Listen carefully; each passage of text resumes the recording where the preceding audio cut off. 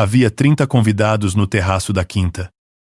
Copos de espumante a brilhar contra a última luz da tarde. E a minha nora escolheu exatamente esse momento para se inclinar sobre o meu ombro e dizer-me, num sussurro doce como mel envenenado, que eu devia começar a habituar-me à ideia de ser apenas uma visita naquela casa. Disse-o a sorrir, com os olhos postos nos convidados, para que ninguém percebesse. Disse que a quinta ia mudar de mãos muito em breve, que era melhor para todos, e que um homem da minha idade já não tinha cabeça para gerir aquilo. Depois afastou-se, pegou noutro copo e foi rir com as amigas, deixando-me ali parado, com o cheiro das uvas esmagadas a subir do lagar e o coração a bater devagar. Muito devagar. Eu não gritei. Nunca fui homem de gritar.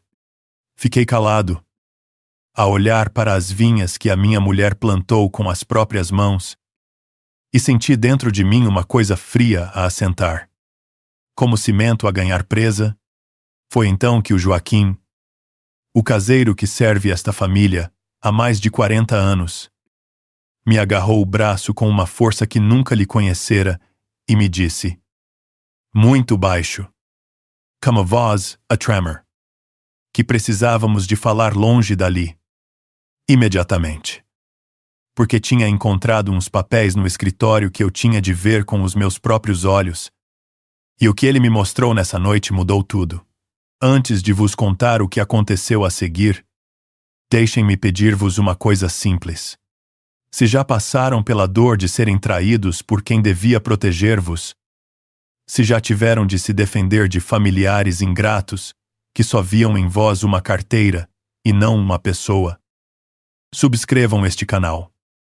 Carreguem no gosto e escrevam-me nos comentários de que cidade ou de que país me estão a ouvir. Digam-me também, se tiverem coragem, se alguma vez tiveram de fechar uma porta a alguém do vosso próprio sangue para protegerem a vossa paz. Eu leio tudo, uma a uma, porque estas histórias, a minha e a vossa, precisam de ser ditas em voz alta. E agora deixem-me apresentar-me como deve ser, para que entendam quem é este velho que vos fala. O meu nome é Armando Meireles. Faço 71 anos daqui a 2 meses. Se Deus quiser. Eu passei 45 anos da minha vida a levantar paredes neste país. Comecei como servente de pedreiro. Aos 14 anos.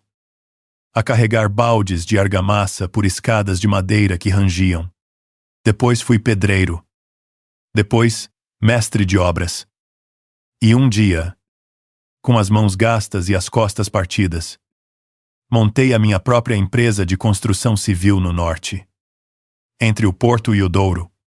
Construí escolas, pontes, prédios inteiros, bairros onde hoje vivem famílias que nunca souberam o meu nome. E, com o dinheiro que ganhei suando, comprei aquela quinta no coração do Douro, a Quinta da Fonte Velha, com as suas vinhas em socalcos a descer até ao rio como degraus de um gigante.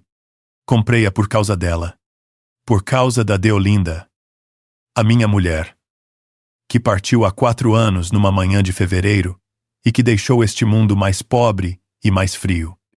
Foi ela que plantou as primeiras cepas. Foi ela que me ensinou que a terra devolve tudo aquilo que lhe damos com amor. Depois de ela morrer, eu recolhi-me àquela quinta como quem se recolhe a uma igreja. Vivia sozinho, com Joaquim e a mulher dele, a Glória, a tratarem da casa e das vinhas. E vivia em paz. Uma paz triste. É certo, mas paz.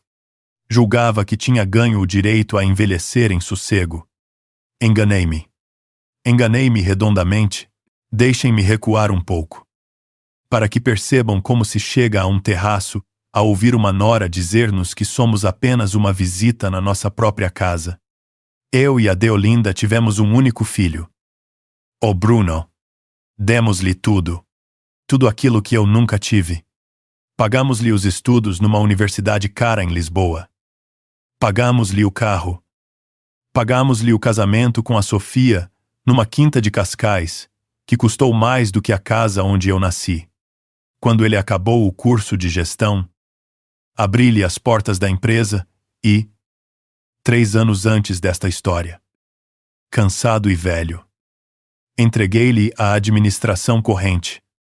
Passei-lhe as chaves do reino que construí de mãos vazias, porque acreditava, tolo que fui, que o rapaz que criei tinha a mesma coluna vertebral que o pai. A Sofia entrou na família a sorrir, sempre a sorrir. Um sorriso que eu não meu sossego. Confundi com carinho. Trouxe consigo um irmão, o Ricardo. Um homem de fatos caros e sapatos, sem uma única marca de barro. Um homem que falava de investimentos e de negócios que nunca ninguém via. E que olhava para a minha quinta como uma raposa olha para um galinheiro. Eu não gostava dele. Nunca gostei. Mas engoli o desconforto. Como se engolem tantas coisas quando se ama um filho. E disse a mim próprio que era apenas um velho desconfiado a implicar com a família da nora. Fiz por gostar deles. Fiz por acreditar. E foi essa fé cega que quase me custou tudo. Nos meses antes daquela festa da vindima, começaram a acontecer coisas pequenas. Coisas que, uma, pareciam nada. Mas que juntas, formavam um desenho que eu me recusava a ver. O Bruno começou a aparecer na quinta com o Ricardo. Os dois de cabeça baixa a cochichar no escritório. A Sofia começou a tratar a Glória como se ela fosse uma criada de esfregona. A mandá-la buscar isto e aquilo. A corrigir-lhe a maneira de pôr a mesa. O Bruno insistia comigo, com uma delicadeza estranha, que eu andava cansado, que precisava de descansar a cabeça, que devia deixar as preocupações de dinheiro com ele. E, num certo domingo, pediu-me ajuda. Sentou-se à minha frente com aquele ar de menino que eu conhecia desde que ele usava fraldas e disse-me que precisava de uma ajuda para comprar um apartamento novo no Porto. Um sítio maior para ele e para a Sofia. Para eu ter um dia netos a correr por lá. Disse-me o valor. 485.000 euros. E disse-o com os olhos úmidos. A falar da família. Do futuro. Dos netos que eu tanto queria e que nunca vieram. E, velho sentimental, transferi o dinheiro. Transferi-o na semana seguinte. Sem hesitar. Só que, por um instinto antigo, um instinto de homem que assinou milhares de contratos na vida, não o fiz como um simples presente. Fiz passar aquele dinheiro pela empresa, registrado como um empréstimo ao administrador, ligado à sua função e garantido por uma hipoteca sobre o próprio apartamento. Filo por hábito, por manha de construtor velho, sem sequer imaginar o quanto esse gesto banal me iria salvar a vida. Guardem isto, que ainda vamos lá voltar. Voltemos então à noite da vindima. A noite em que o Joaquim me arrastou pelo braço para longe dos convidados, levou-me até a adega. Entre os cheiros do mosto e das barricas, fechou a porta e tirou do bolso do casaco umas folhas dobradas. Tinha as mãos a tremer. Disse-me: Armando, eu não sei ler dessas coisas de tribunais, mas sei ler o teu nome e sei ler a palavra incapaz. E estas folhas estavam na gaveta do escritório, por baixo dos papéis das faturas. Peguei nas folhas. As minhas mãos. Essas não tremeram. Li devagar. A luz fraca da lâmpada da adega. Era o rascunho de um requerimento para me declararem incapaz. Um processo de acompanhamento de maior. Aquilo a que a gente antiga chamava interdição. Estava lá, o meu nome, a minha data de nascimento. E estavam lá palavras que me cortaram como uma navalha. Falavam de um homem confuso, esquecido, incapaz de gerir os seus bens. Um homem que se punha em risco a si próprio.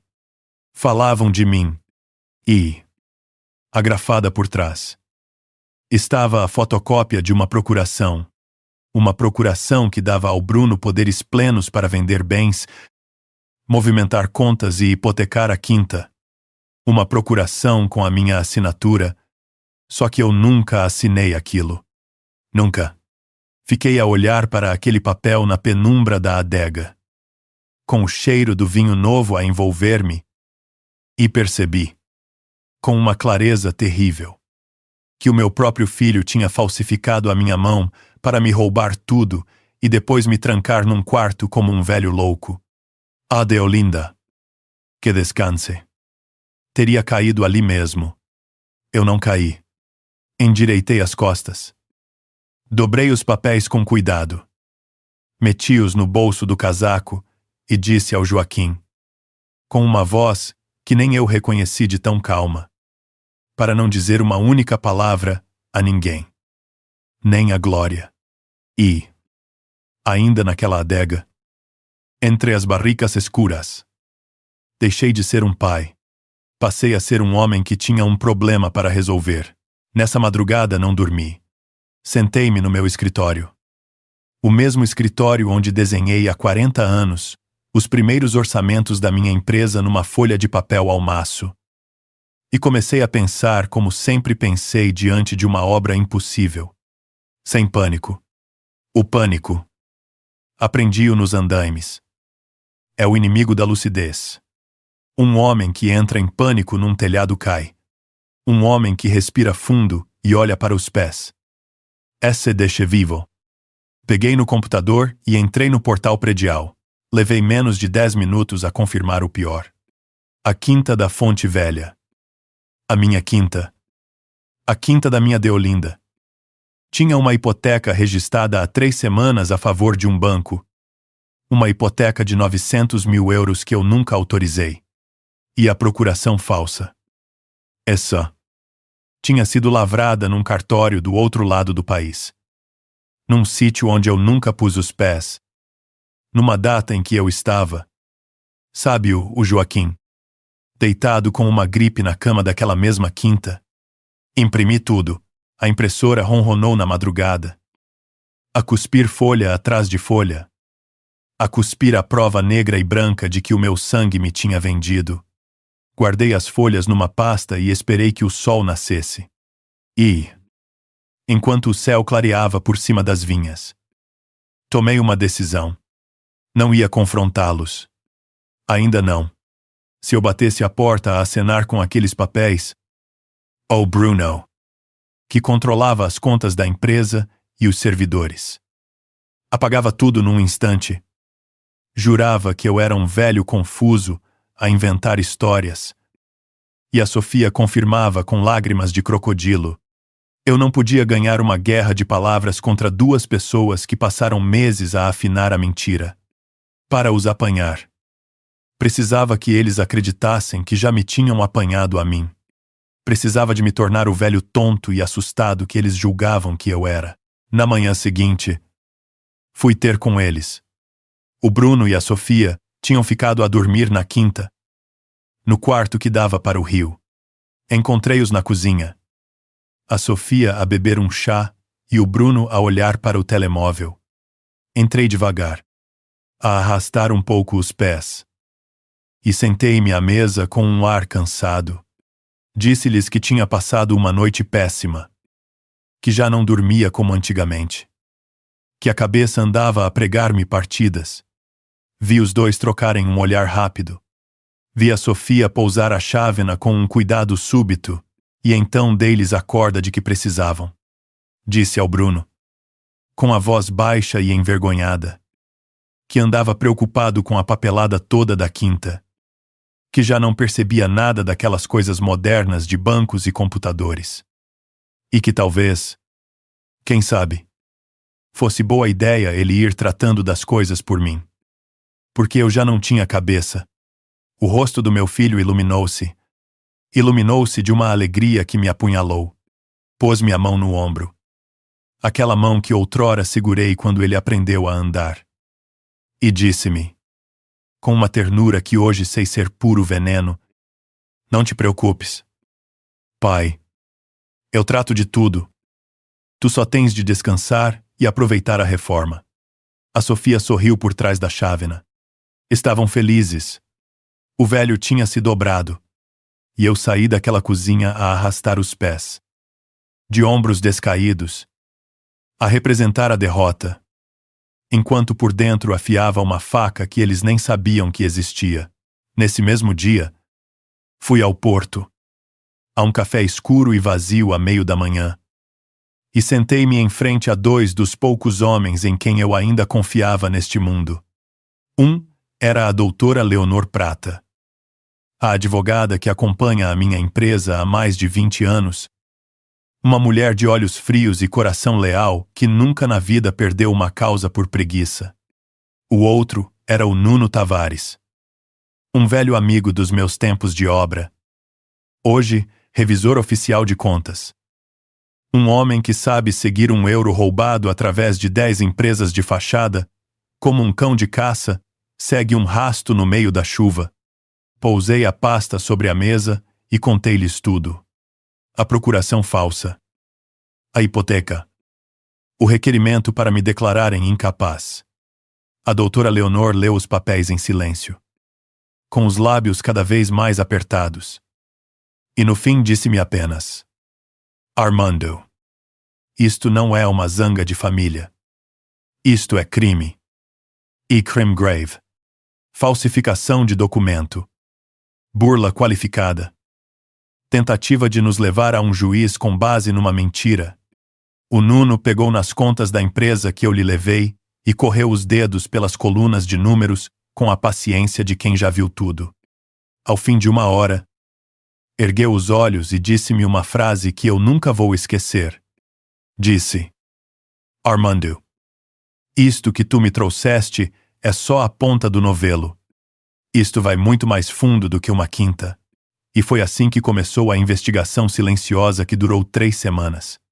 3 semanas em que eu, de dia, representei o velho acabado que eles queriam ver.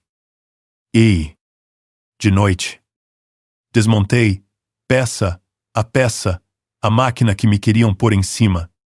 O Nuno mergulhou nas contas da empresa.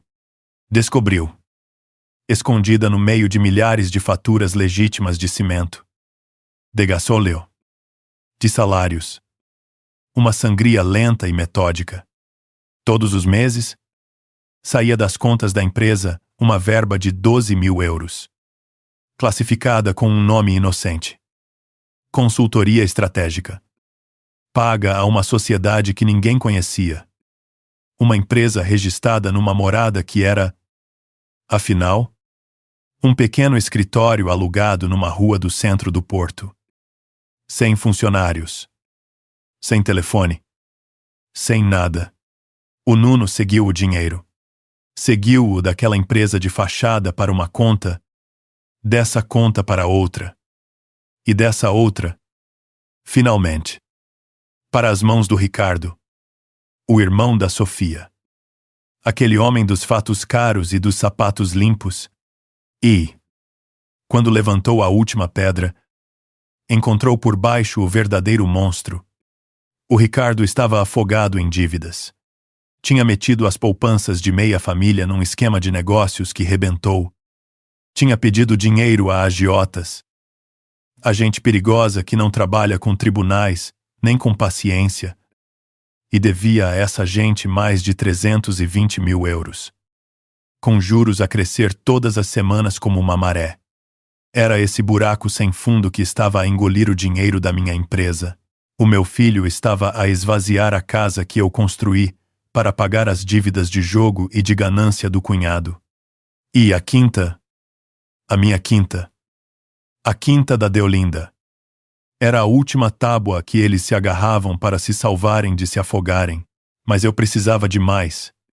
Precisava não só de saber, precisava de provar.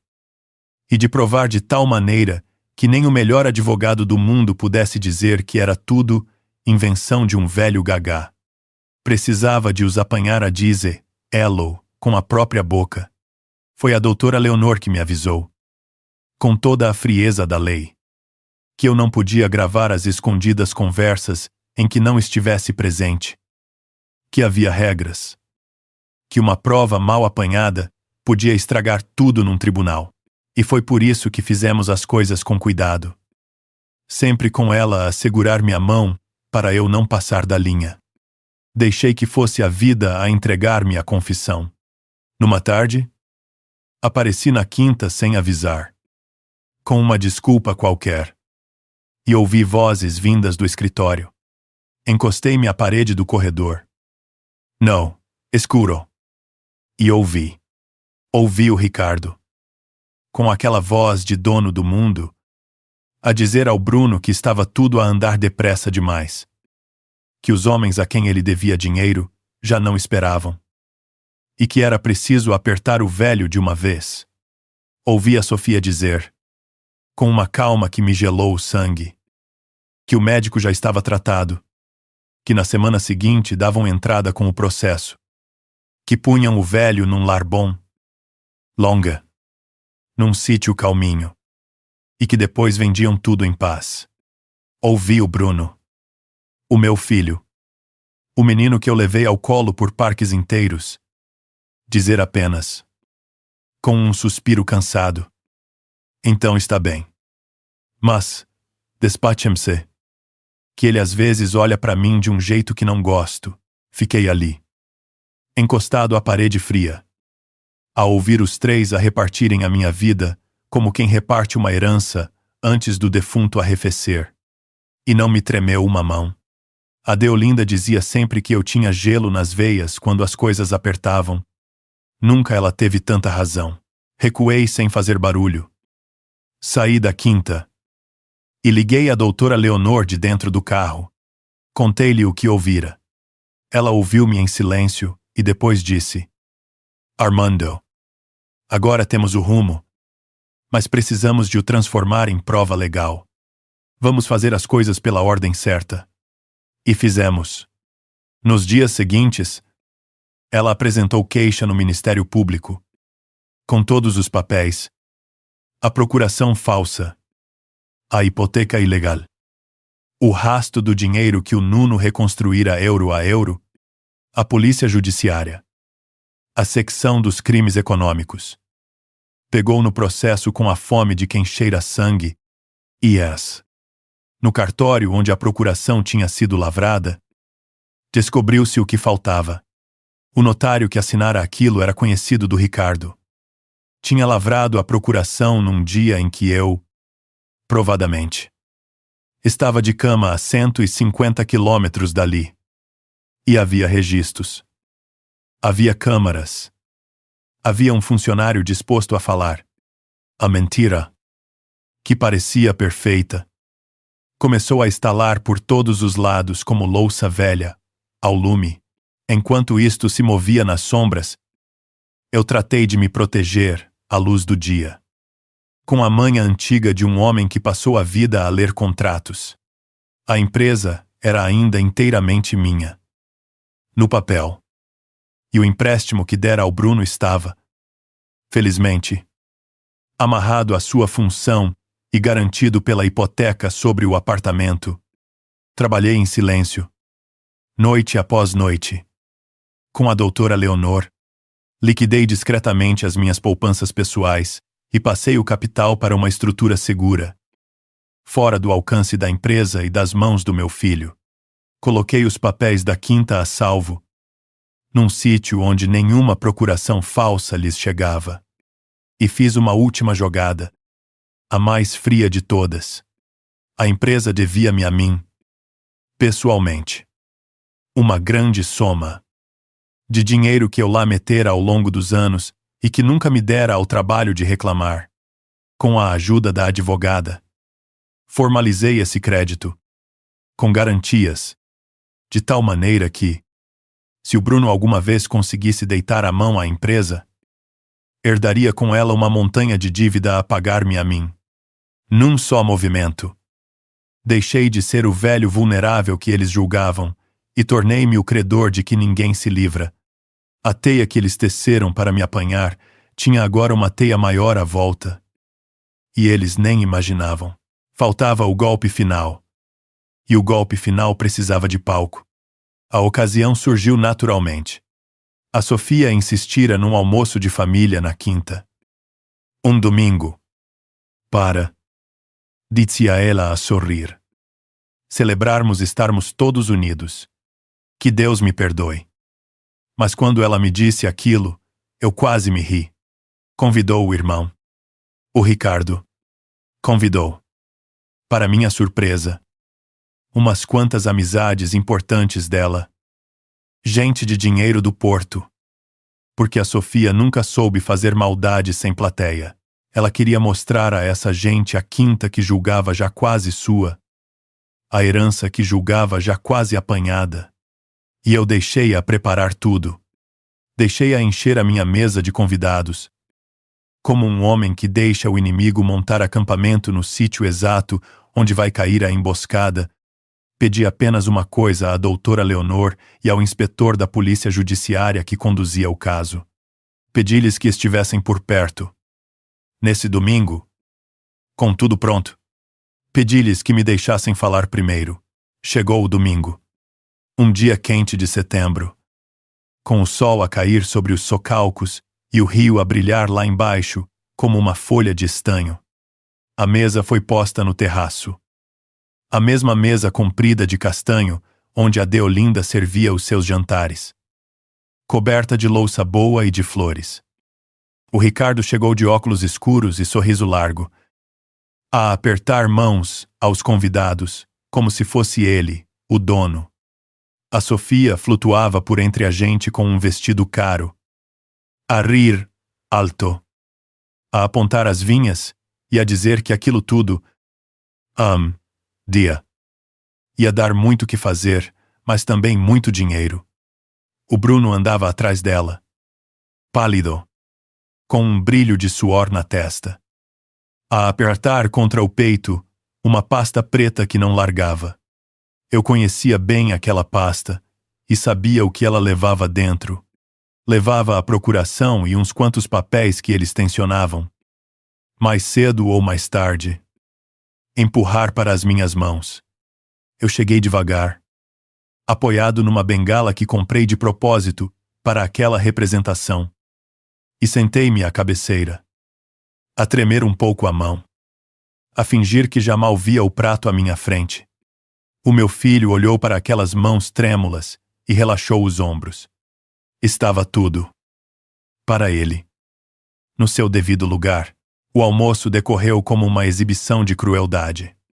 A Sofia, embalada pela plateia e pela certeza da vitória, resolveu brilhar. A dada altura. A Glória. A mulher do Joaquim, que serve esta casa há 4 décadas. Trouxe uma travessa de cabrito assado. O cabrito que a própria Deolinda ensinou a fazer. A Sofia olhou para o prato com um trejeito de nojo e disse, alto o suficiente para todos ouvirem, que aquilo era comida de gente do campo. Muito rústica. Muito pesada. E que talvez a Glória, coitada, que só sabia cozinhar como as avós antigas, devesse ir aprender pratos mais leves, para quando a quinta mudasse de mãos e passasse a receber gente como deve ser. A Glória corou até a raiz dos cabelos e baixou os olhos. E eu vi-lhe as mãos a tremer sobre a travessa. E depois a Sofia foi mais longe. Levantou o copo. Olhou à volta com aquele sorriso de rainha. E disse que era uma pena a pobre Deolinda Jacá não estar para ver a quinta finalmente valorizada. Por quê? Coitada! A Deolinda tinha bom coração, mas nunca teve visão nenhuma para negócios. E aquelas vinhas velhas dela só davam trabalho e prejuízo. Riu-se. Riram-se algumas das amigas. E foi essa a gota. Não a procuração. Não a hipoteca. Não o dinheiro. foi ouvirem-na cuspir sobre o nome da minha mulher. A mesa que a minha mulher pôs 1000 vezes, com a comida que a minha mulher ensinou a fazer. Puxei o garfo. Pausei-o devagar, com um som seco contra a porcelana, e parei de tremer. Levantei o queixo e olhei a Sofia bem nos olhos. E naquele olhar não havia velho nenhum. Não havia confusão nenhuma. Havia 45 anos de obras, de contratos, de guerras de mesa, de reuniões, tudo condensado num único olhar. A mesa toda ficou em silêncio. Quando um homem construiu um império a partir do nada, aprende a mandar calar uma sala sem levantar a voz. Falei baixo. E por isso mesmo todos ouviram. Disse: a Deolinda plantou cada uma dessas cepas com as próprias mãos. E cada uva desta quinta tem mais dignidade do que tudo o que a menina alguma vez fez na vida. A senhora não é dona de coisa nenhuma nesta mesa. É uma convidada. E vai aprender a respeitar a mulher que trabalhou de verdade e a terra que ela amou. Ou, levanta-se e vai-se embora. O sorriso caiu-lhe da cara como um prato que se parte no chão. O Ricardo tirou os óculos escuros. O Bruno pôs-se de pé. Vermelho, com a pasta apertada contra o peito, e sibilou. Pai. Ok. Que te dê? Estás a envergonhar a Sofia à frente de toda esta gente. Estás a ter um dos teus episódios. Tens de te acalmar e pedir desculpa. E, sem perceber que estava a cair no exato sítio onde eu queria, abriu a pasta com dedos nervosos, tirou a procuração e um papel de renúncia que tinham preparado, e empurrou-mos para a frente com uma caneta. A dizer: assina isto. Pai, é o melhor para todos. Deixa-te de teimosias e assina. Olhei para a caneta. Olhei para o papel com a minha assinatura falsa lá no fundo, à espera de ser confirmada por uma verdadeira. E, muito devagar, peguei na caneta que ele me estendia. O Bruno inclinou-se, com os olhos a brilhar de vitória, certo de que me tinha finalmente quebrado. Em vez de assinar, segurei a caneta com as 2 mãos e partia ao meio, como um estalo seco. E deixei cair os 2 pedaços em cima daquele papel imundo. Depois olhei para o meu filho e disse 3 palavras que ecoaram no terraço em silêncio. Estás despedido? Bruno. Ele empalideceu. Abriu a boca para me chamar louco outra vez. Mas eu não lhe dei tempo. Virei a cabeça para a porta que dava para o interior da casa e fiz um aceno. A porta abriu-se. Entraram a doutora Leonor, com uma pasta debaixo do braço e o rosto duro como pedra, e atrás dela 2 inspetores da polícia judiciária. De fato escuro, com o crachá à vista, o silêncio no terraço transformou-se num arquejo coletivo. Os convidados finos da Sofia recuaram nas cadeiras. O Ricardo levantou-se de um salto, à procura de uma saída que não existia. Eu apoiei as mãos na mesa e levantei-me à direito. Sema Bangala. E olhei um a um aqueles rostos que ela juntara para me ver de rastos. Disse: o meu filho passou meses a convencer toda esta gente de que eu estava a perder a cabeça. Pintou-me como um velho a caminho da demência. Um pobre coitado que já não sabe gerir a própria vida. Mas a verdade é outra. O meu filho não é um filho preocupado. É um homem encurralado que se meteu num crime para pagar as dívidas do cunhado. E que decidiu vender o pai para não se afogar. Contei tudo. Ali, diante daquela plateia, contei da empresa de fachada que engolia 12.000 euros por mês da minha empresa. Contei do rasto do dinheiro que ia parar às mãos do Ricardo. Afogado em 320.000 euros de dívidas a agiotas que já lhe respiravam na nuca. Contei da hipoteca de 900.000 euros que puseram sobre a minha quinta com uma procuração que eu nunca assinei. Lavrada num cartório do outro lado do país, num dia em que eu estava de cama com febre, E contei do requerimento para me declararem incapaz. Do médico comprado.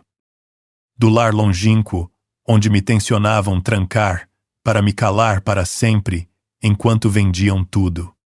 À medida que eu falava, via os convidados afastarem as cadeiras da Sofia e do Ricardo, como quem se afasta de uma coisa apodrecida. A Sofia enterrou a cara nas mãos. O Ricardo tentou fugir para a porta e deu de caras com um dos inspetores, que o segurou pelo braço com uma calma profissional. E o Bruno, o meu Bruno, caiu de joelhos no chão do terraço da quinta da mãe, a chorar como um rapaz pequeno perante um castigo que não sabia que existia. O inspetor tirou do bolso um par de algemas e disse, em voz alta e clara, que o Ricardo ficava detido por burla qualificada, branqueamento de capitais e falsificação de documento, e que a Sofia e o Bruno teriam de o acompanhar para prestar declarações. A Sofia, que até ali chorava, virou-se de repente para o Bruno com uma fúria que já não tinha nada de lágrimas. Gritou-lhe que a culpa era toda dele, que ele lhe jurara que o velho era estúpido demais para perceber, que ele lhe garantira que o dinheiro era impossível de seguir. Gritou-lhe que ia pedir o divórcio no dia seguinte, que não ia para a cadeia por causa da incompetência dele e que se governasse sozinho. E saiu do terraço a passos largos, de cabeça erguida, a empurrar os convidados que se afastavam à sua frente, sem olhar uma única vez para o homem que se ajoelhara para a servir. Foi assim que percebi que aquilo nunca fora amor, fora ganância, e, quando o dinheiro se evaporou, a lealdade deles evaporou-se com ele. No mesmo instante, como orvalho ao sol. Mas eu ainda tinha uma última coisa a dizer. E disse-a com a voz mais fria de todas. Tirei do bolso interior do casaco um documento dobrado, distinto de tudo o resto, com selos e um carimbo de conservatória bem à vista. Olhei para o Bruno, de joelhos, e disse, quando eu te dei os 485 mil euros para o apartamento, tu e a Sofia acharam que era uma prenda, uma herança adiantada de um pai tolo. Andaram por aí a mostrar o apartamento aos amigos como se o tivessem ganho, mas eu não te passei um cheque. Filho, aquele dinheiro saiu da empresa, registrado como um empréstimo amarrado à tua função de administrador e garantido por uma hipoteca sobre o próprio apartamento, como acabaste de ser despedido. Hoje, por roubares a empresa. Esse empréstimo entrou em incumprimento neste preciso momento, e deixei cair o papel sobre a mesa, ao lado dos pedaços da caneta partida, e disse, isto é, a execução da hipoteca. O apartamento deixou de ser teu. Tens as próximas semanas para tirar de lá o que puderes carregar. Depois disso, a casa é minha. O Bruno olhou para mim de boca aberta, a fechar e a abrir como um peixe fora de água. E entendeu. Finalmente, o tamanho do erro que cometera ao pensar que o pai era um velho fácil de enterrar. Peguei no braço da doutora Leonor e atravessei o terraço em direção à saída. Por entre os convidados calados, sem olhar para trás. Passei por cima do prato de cabrito que a Sofia desprezara e não olhei uma única vez para o meu filho de joelhos. A Glória chorava encostada à porta. Mas eram lágrimas de alívio. E eu pousei-lhe a mão no ombro ao passar. Deixei a quinta cheia de gente e de destroços e saí para o ar quente da tarde. E pela primeira vez em semanas respirei fundo. Até ao fundo do peito. Sem aquele peso a esmagar-me as costelas. O que se seguiu foi rápido e implacável, como costuma ser a justiça quando finalmente se decide a andar. O Ricardo ficou detido, sem direito a sair, à espera de um julgamento que lhe vai comer os anos que lhe restam. Porque para lá dos crimes contra mim, havia toda uma vida de dívidas e de esquemas que os inspetores desenrolaram como um novelo sem fim. A Sofia, fiel à sua natureza fria.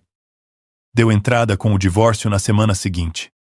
Tentou agarrar o que restava e jurou a quem a quisesse ouvir que nunca soubera de nada.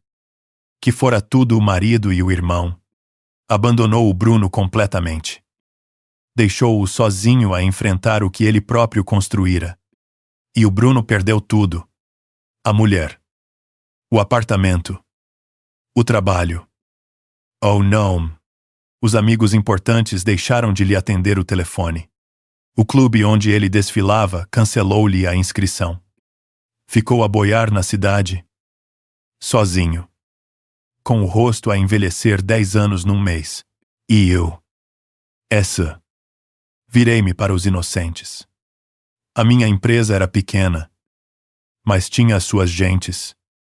Homens e mulheres que carregavam sacos de cimento e conduziam caminhões e faziam contas ao fim do mês. E alguns deles tinham visto os salários atrasarem-se por causa da sangria do meu filho. Reuni-os a todos. Num armazém.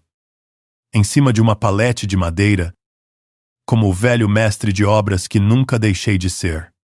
Contei-lhes a verdade. Toda a verdade. Sem floreados, e depois disse-lhes que nenhum deles ia pagar pelo que a minha família fizera. Repas. Do meu próprio bolso. Cada euro que faltava, paguei o que estava em atraso. Garanti os postos de trabalho e prometi que aquela empresa, enquanto eu fosse vivo, ia pertencer a quem trabalha e não a quem rouba. Homens que descarregam caminhões há 20 anos apertaram-me a mão com os olhos rasos de água. Eu, que entrara naquele armazém partido pela traição do meu próprio sangue. Saí de lá rodeado pela lealdade das pessoas que de verdade entendem o que é o respeito. A gente que faz de nós uma família não é sempre a gente do nosso sangue. Aprendi isso tarde. Mas aprendi. Vendi a quinta da Fonte Velha a mim próprio. Por assim dizer, quero dizer com isto que a tirei do mundo do dinheiro e da cobiça e a devolvi aquilo que a Deolinda sempre quisera que ela fosse. Não podia ficar a viver naquela casa grande, com o eco do que ali se passara a assombrar cada divisão, mas também não a podia deixar cair nas mãos de estranhos. Com a doutora Leonor, criei uma fundação com o nome dela, a Fundação Deolinda Meireles, e transformei a quinta num lar e num centro de dia para idosos sozinhos. Gente da nossa idade, que já não tem quem lhe pegue na mão ao domingo. Gente que a vida esqueceu num quarto pequeno de uma cidade grande. As vinhas continuam a ser tratadas pelo Joaquim, e o vinho que delas sai já não se vende para encher bolsos. Vende-se para sustentar aquela casa cheia de velhos que voltaram a ter uma mesa comprida onde se sentar. Todos os anos, na vendima, eles deixam aos socalcos, os que ainda podem, e apanham as uvas que a minha mulher plantou. Não há prova de amor maior do que ver a terra dela a dar de comer a quem já ninguém quer. Eu e a Glória e o Joaquim mudamo-nos para uma casa pequena, de um só piso, na berma de uma aldeia sossegada, com um alpendre à volta e um quintal onde plantei umas couves e umas roseiras. A memória dela. E foi numa noite de novembro, com uma trovoada fora de tempo a fustigar os vidros, que a campainha tocou à meia-noite. Ninguém bate à porta de uma casa perdida no campo, debaixo de um dilúvio, à meio da noite, para trazer boas notícias. Levantei-me, vesti o roupão e fui abrir. Do lado de fora, encharcado até aos ossos, estava o Bruno. O fato caro que ele um dia vestira estava colado ao corpo, sujo de lama, e ele tremia com um frio que lhe batia os dentes. Não trazia nada nas mãos, nem um saco, nem um telemóvel, nada. Caiu de joelhos no cimento molhado do alpendre e estendeu as mãos para mim, sem coragem de me tocar. E chorou. Pai, ajuda-me. Não tenho para onde ir. Caminhei quilômetros à chuva. Não me deixes morrer aqui fora. Fiquei parado à porta, a barrar-lhe a entrada. Sem uma palavra. Ele. Mesmo ali. De rastos. Fez aquilo que eu sabia que ele ia fazer. Começou a atirar a culpa aos outros. Jurou que a culpa fora toda da Sofia e do Ricardo. Que o tinham manipulado. Que o tinham empurrado. Que ele nunca me quisera fazer mal. Ainda de joelhos na lama. Encharcado. O meu filho não foi capaz de dizer uma única vez: a culpa foi minha. Continuava a ser o mesmo homem que planeara trancar o próprio pai num quarto para sempre. Pediu-me que o deixasse dormir na garagem. Só uma noite. No chão. Prometeu que se ia embora antes de o sol nascer. Que eu nem daria pela presença dele. Olhei para aquela criatura molhada e trêmula. Aquele rapaz que eu levei aos ombros por parques de verão inteiros. E não senti nada. O filho que eu amei já tinha morrido, havia muito. Devagar. Substituído por este estranho consumido pela ganância, inclinei-me um pouco, para que a minha voz lhe chegasse por cima do vento. E não gritei. Disse-lhe, com a calma de um juiz a ler uma sentença: eu dei-te um império, dei-te uma vida que eu nunca tive. Abri-te todas as portas com estas mãos gastas. E, em troca, tentaste meter-me numa jaula. Tu já não és meu filho. És a consequência das tuas próprias escolhas. E as consequências enfrentam-se sozinho. Recuei para dentro de casa. Para o calor seco do meu corredor. Ele atirou-se para a frente, com as mãos a bater na soleira, mas eu já estava a fechar a porta. Puxei a madeira pesada, ouvi o trinco encaixar, e rodei o ferrolho, trancando-o para fora da minha vida para sempre. Fiquei um momento no corredor escuro, a ouvir a chuva a bater nos vidros, e percebi que o homem que eu chorei não morreu naquela noite. Morrera anos antes, sem eu ver. A minha respiração estava lenta e certa. Aquele peso enorme que me esmagou os ombros durante semanas tinha desaparecido por completo. Voltei para a sala. A lareira ardia com uma luz quente e cor de mel. Sentei-me na minha cadeira e fiquei a olhar o lume. Com a fotografia da Deolinda a sorrir da prateleira. E senti que estávamos, finalmente, os dois em paz.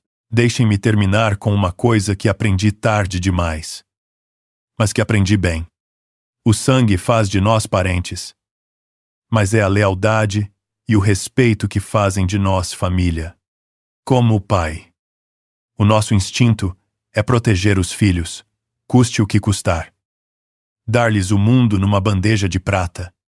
Mas a generosidade é cega, oferecida a um coração cheio de cobiça. Não cria gratidão. Cria monstros. Nunca deixem que o amor vos torne cegos ao desrespeito. Nunca deixem que ninguém, nem mesmo o vosso próprio sangue, vos trate como uma pedra no caminho de que se livram quando querem. Às vezes, o maior gesto de amor que um homem pode ter por si próprio é ter a coragem de fechar a porta a quem só via nele o dinheiro que trazia no bolso. Se esta história vos tocou, deixem-me nos comentários a vossa, porque eu vou lê-la. Digam-me se alguma vez tiveram de cortar laços com alguém da vossa família para protegerem a vossa paz. Carreguem no gosto. Subscrevam o canal para mais histórias reais de traição, de coragem e de justiça silenciosa. E obrigado, do fundo do coração, por me terem ouvido até ao fim. E, antes de vos deixar, ficai com uns versos simples que fiz para ela, para a minha Deolinda, e que canto baixinho quando desço as vinhas ao entardecer. Plantaste as cepas com as tuas mãos, à beira do rio, na terra quente. Eu ergui paredes, tu ergueste a vida, e a vida ficou, mesmo com a gente ausente. As uvas amadurecem sem ti, mas de ti nasceram. E é por isso que dão. E quando o vento passa nos socalcos, ouço o teu nome na canção do chão. Não foi o ouro que ficou de nós, nem a casa grande, nem o que se vendeu. Foi a bondade com que tu me olhavas e a terra que amaste e que me deste em herança. Sou o homem que fui porque te tive. E serei sempre. Enquanto houver vinha, e enquanto houver rio, e enquanto o sol tocar nesta encosta, sou-te, minha Deolinda. Sou o teu para sempre.